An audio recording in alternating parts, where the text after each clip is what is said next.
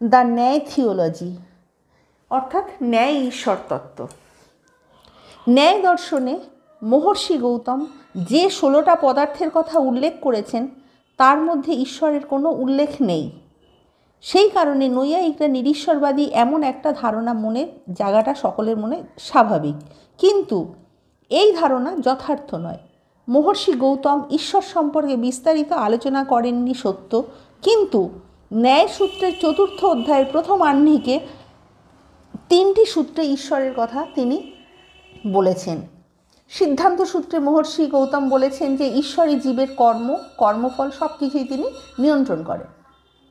আবার পরবর্তী নৈয়ায়িকগণ, তারা হলেন বাৎসায়ন, জগৎকারক, বাচস্পতি মিশ্র, উদয়ন, জয়ন্ত ভট্ট, গঙ্গেশ, এই সকল ব্যক্তিরা ঈশ্বর তত্ত্ব সম্পর্কে বিস্তারিত আলোচনা করেছেন এবং ঈশ্বর তত্ত্বের সঙ্গে মোক্ষ বা অপবর্গের সম্বন্ধ নির্দেশ করেন।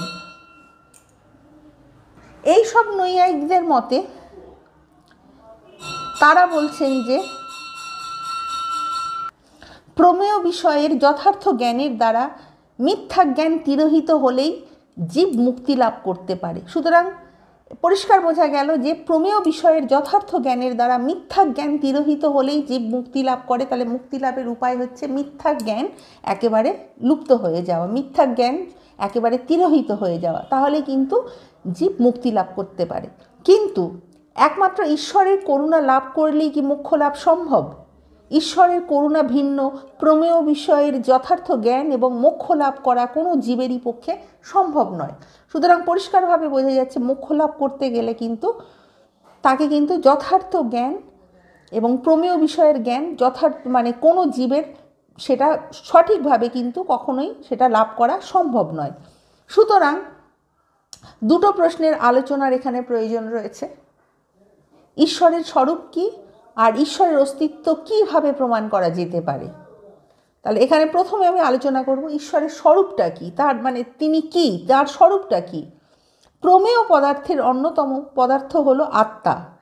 এই আত্মার দ্বারা জীবাত্মা এবং পরমাত্মা দুটোই সূচিত হচ্ছে। যদিও ন্যায় দর্শনে জীবাত্মার স্বরূপই আলোচনা করা হয়েছে, তথাপি এই আত্মা শব্দ পরমাত্মা শব্দেও রয়েছে। সুতরাং আত্মা দুই প্রকার, জীবাত্মা এবং পরমাত্মা। পরমাত্মাই হলো ঈশ্বর। ঈশ্বর জগৎ সৃষ্টির তিনি নিমিত্ত কারণ। তিনি জগৎ সৃষ্টি করেছেন, শূন্য থেকে তিনি জগৎ সৃষ্টি করেননি। পরমাণু, দেশ, কাল, আকাশ, মন এবং আত্মার সাহায্যেই এই জগৎ সৃষ্টি করেছেন, মানে সব কিছু নিয়েই তিনি জগৎ সৃষ্টি করেছেন। আত্মা, মন,